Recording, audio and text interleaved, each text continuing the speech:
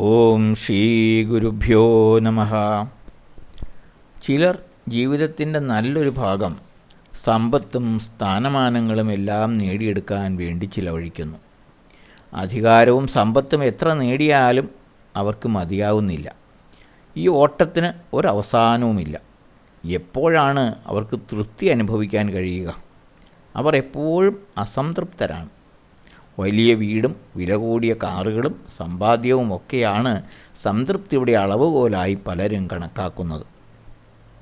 മറ്റുള്ളവരുമായി സ്വയം താരതമ്യം ചെയ്ത് അവരെപ്പോലെ ആയാൽ മാത്രമേ ശരിയായ തൃപ്തി ഉണ്ടാകൂ എന്ന് നമ്മളിൽ പലരും ചിന്തിക്കാറുണ്ട്. ഈ മനോഭാവം ശരിയല്ല.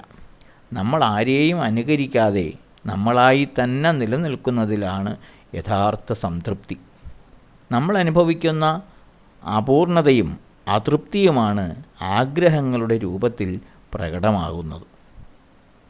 ബാഹ്യലോകത്തെ ആശ്രയിച്ചുകൊണ്ട് അസംതൃപ്തിയിൽ നിന്നും മോചനം നേടാനാണ് നമ്മൾ ശ്രമിക്കുന്നത്. എന്നാൽ പ്രശ്നം നമ്മുടെ ഉള്ളിലാണ്. അതുകൊണ്ട് അതിൻ്റെ പരിഹാരവും ഉള്ളിൽ തന്നെ ആകണം.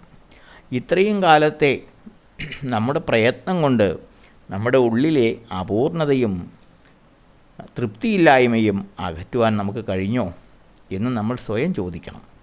അവയെല്ലാം പാഴായിരുന്നു എന്ന് തിരിച്ചറിയുമ്പോൾ നമുക്ക് ഉള്ളിലേക്ക് തിരിയുവാൻ കഴിയും.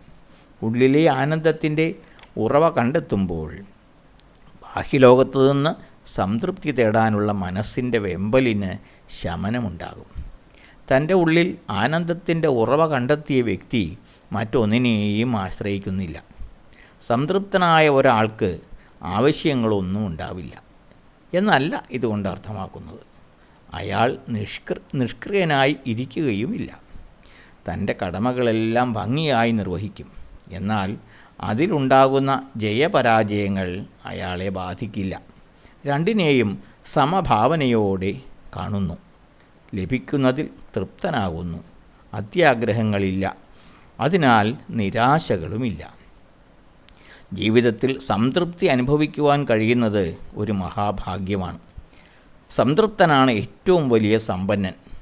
തൃപ്തിയില്ലാത്തവൻ എത്ര സമ്പത്തുണ്ടെങ്കിലും എന്നും ദരിദ്രനായിരിക്കും. അതുകൊണ്ട് സംതൃപ്തി പരിശീലിക്കുക. ഓം ശ്രീ ഗുരുഭ്യോ നമഃ.